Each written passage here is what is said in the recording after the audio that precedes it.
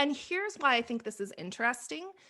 There in the world of investing, right? People are always like, oh, cryptocurrency is a bad investment. ICOs are bad investment because they're scammy.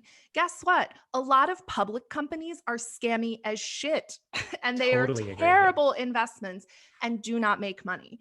And I think in the crypto world and even in the investing world, we have this idea that like institutional investors are super professional and they don't FOMO into things. They 100% FOMO into things, number one. And number two, there is a lot of shady stuff that happens in the world of regulated finance. Just because you can afford a lawyer that is good and just because you can afford to file some paperwork with the SEC does not make your project, your company, your idea worthy of investing in. It tires me to no end when people confuse the status of being regulated with the quality of the investment. Those are two very different things. So I just quick gripe on that. But let's talk about what's happening on the political front, because this is so important for what's happening in crypto and I think is going to inform us about the future.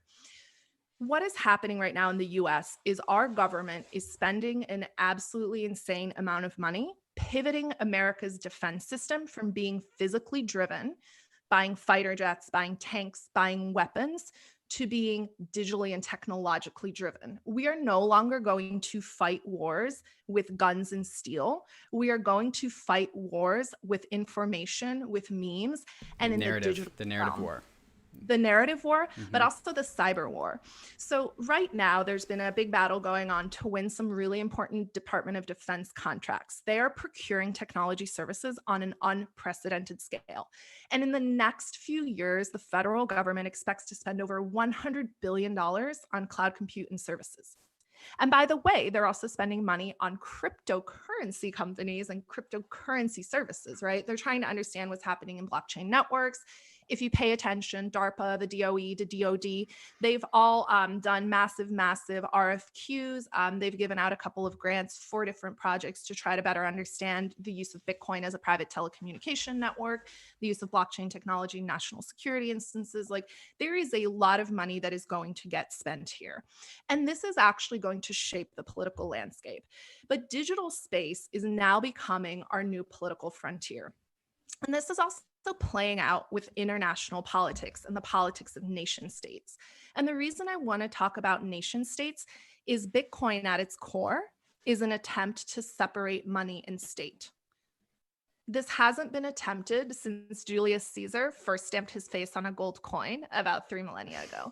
So it's very important, in my view, to understand what is going on with the evolution of the nation state, because I'm not 100% certain that the construct of the nation state survives the separation of state and money.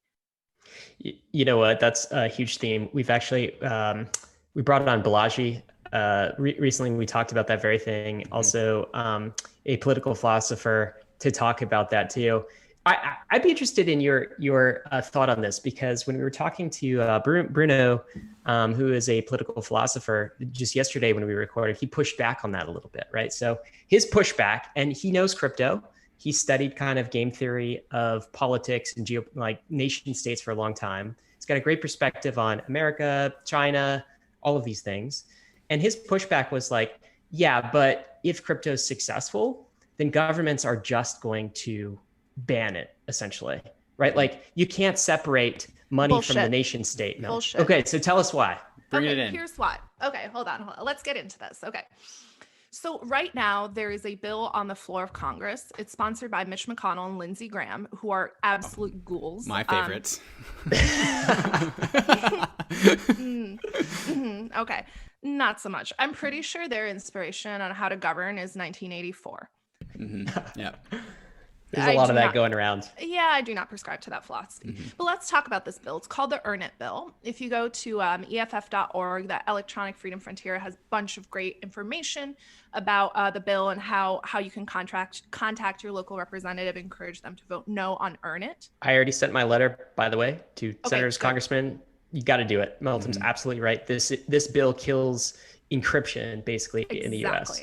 Encryption is under attack. And not only is this bill on the floor of Congress right now, the Earn It Bill, basically what it seeks to do is similar to what the government tried to do with the Clipper chip in the 1990s. So if we go back in history, right, in the 90s when RSA or state-of-the-art encryption was first introduced, this is really what made payments on the internet possible, by the way. Before we had RSA and secure encryption on the internet, it was very difficult to remit payments on the internet because communication was not so secure. And so the government actually ruled for a brief period of time that encryption was considered a weapon or a munition and could not be imported or exported. So people would actually print out T-shirts with RSA code on the front and wear them around. Like they would make themselves a weapon. And then when the government realized that you couldn't ban math or code, what they tried to do was they worked with telecommunications companies and mandated that all physical equipment have something in it called the Clipper chip, which effectively gave the NSA and the intelligence agencies a backdoor that they could use to spy on communications. Now, here's the problem with this approach to governance and this approach to trying to pass policy. Let's say, for example, that we look at a house, right? And bad things happen inside of houses sometimes, and people can lock their doors. Basically, the approach they're taking is nobody can have door locks anymore because once in a while, bad thing happens in a locked house, and therefore we decree that nobody can lock their door. But guess what also happens in that situation? When nobody has locked doors, bad things that happen outside the house start happening inside the house, and anyone can come and go as they please, not just the government and whoever wants to get into houses to see what's happening. Right. So this is why this policy is so absolutely stupid. Backdoors are typically used not only by intelligence agencies and quote unquote the good guys, and we can talk a little bit about how messed up the whole idea of like applying a policy in this sort of way is. It can be used by anyone. And in fact, we already see so much software, so much hardware that we consume, particularly that from China, already has backdoors in it that's used by nefarious actors. We see this time and time again. And so I really just think that people making policy do not understand how technology works. They do not understand how the internet works.